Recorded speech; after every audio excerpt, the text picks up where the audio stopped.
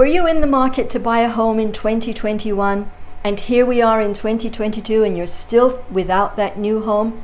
I'm sure you feel frustrated and stressed out by now because of all the bidding wars and the speed at which things were moving and prices were rising. So here are some tips for you as we enter 2022 that will help you secure that home you've been searching for. So let's get started.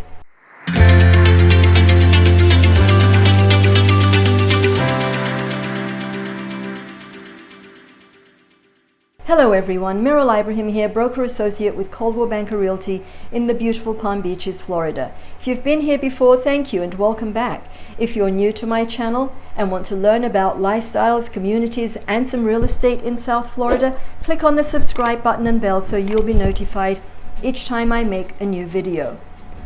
I am completely blown away by how fast 2021 went by.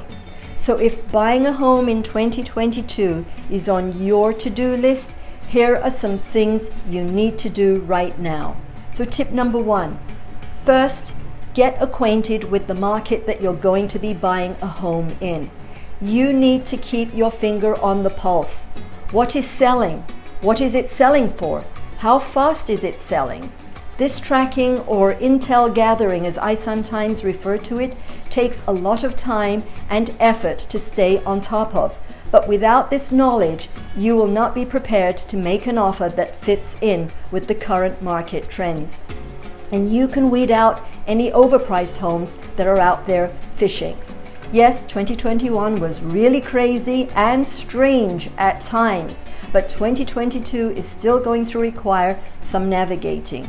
We are going to remain in a supply and demand situation, so consider widening your market area a little further in 2022. With so little supply and so much demand for homes here in the Palm Beaches, this imbalance we have been dealing with since 2020 will likely continue well into 2022. So if you're willing to look a little further outside of your market that you have been focusing on, you may be surprised to find some really good deals. Now I know this is not possible for everyone because you may need to live in a certain area, but with a small amount of flexibility that might add a bit more to your daily commute, this could give you some additional buying options.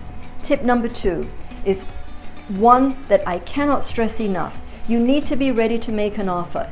You can have your dream home etched in your mind, you know what's important to you and your family, but you fail to do the number one most important thing: get pre-approved for a mortgage.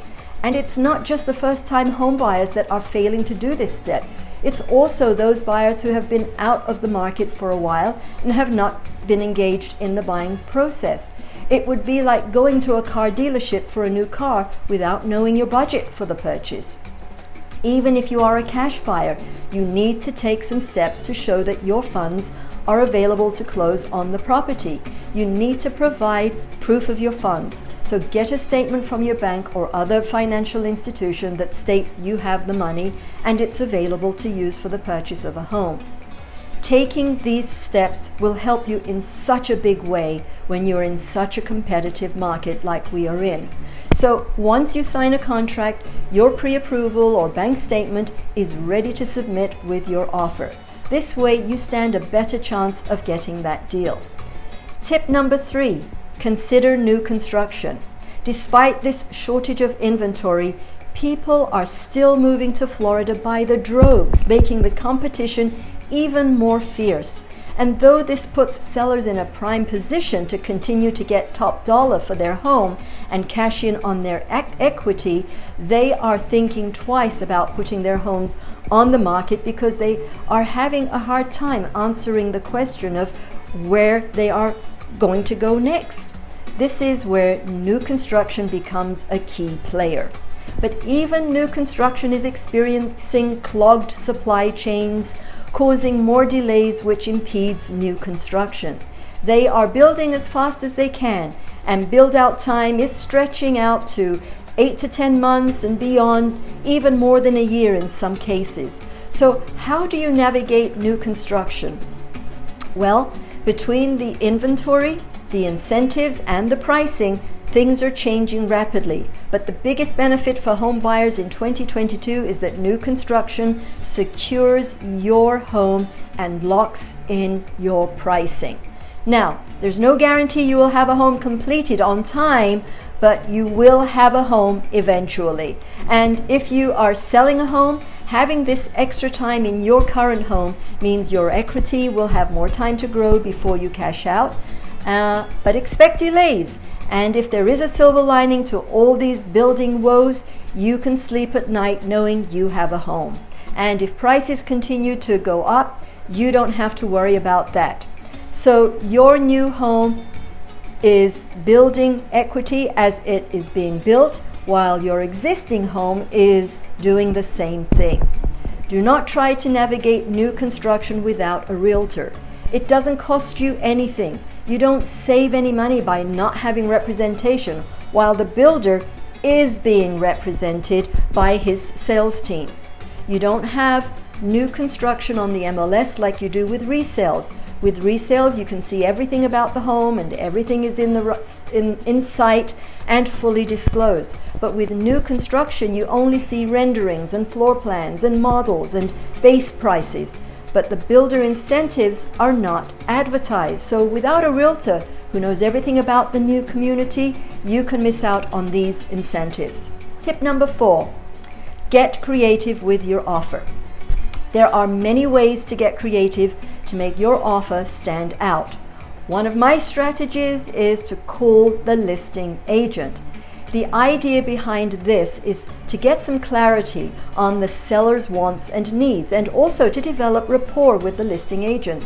So opening the lines of communication with the listing agent with a phone call, not an email, will do it right.